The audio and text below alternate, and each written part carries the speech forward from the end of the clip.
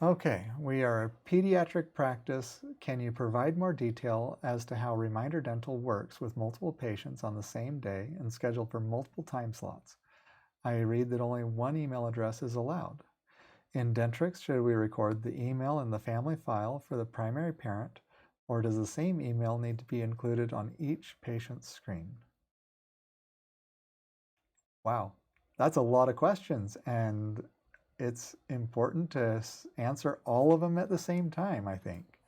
I mean, this is a very realistic question.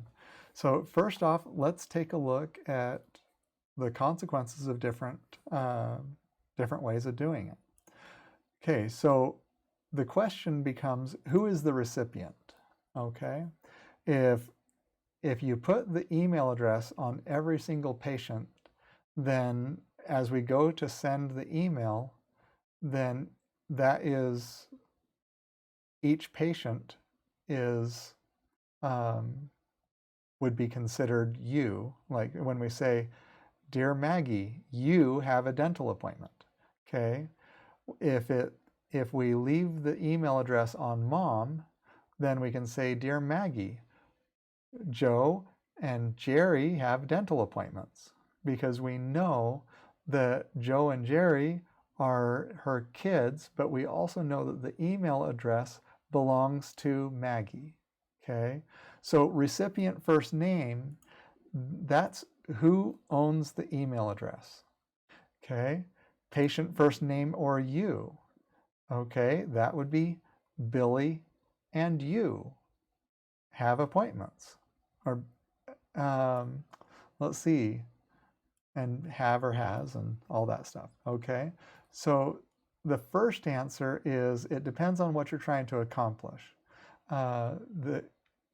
For simplicity's sake, it's best, in my mind, to have the parents have the email addresses. If that's and phone numbers and all of that. If it's their device, if it's their account, then it belongs in their chart. If that's not 8-year-old Billy's cell phone number, it doesn't belong on Billy's chart. And so that being said, you guys have 10,000, 60,000 patients. You've already put stuff in. I'm not going to ask you to change it, but I can tell you how it's going to be processed. All right, so let me look at this again. Okay, multiple patients on the same day for multiple time slots. So again, it would say, Joe and Jerry have appointments. And so we're going to address each one individually that have an appointment. Now, when it comes to the patient time block, that'll just have a little spreadsheet that says patient's name and the time over on the side.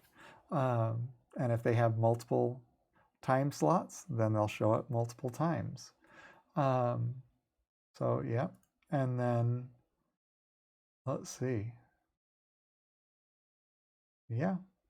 So, okay, now this question was not asked, but I'm going to answer it anyway.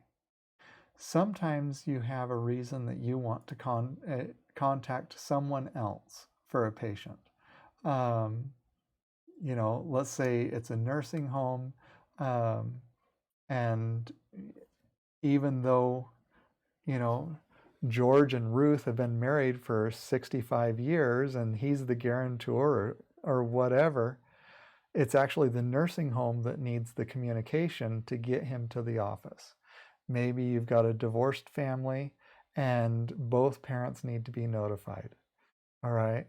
For a variety of reasons, you might need to notify multiple people. And so you come in and you go to go to a patient's chart and you click on alternate and you say, look, for this patient, I also want this person to be notified of any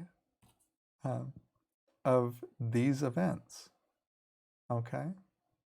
So that's how ReminderDental handles the notifications for multiple people with multiple contacts.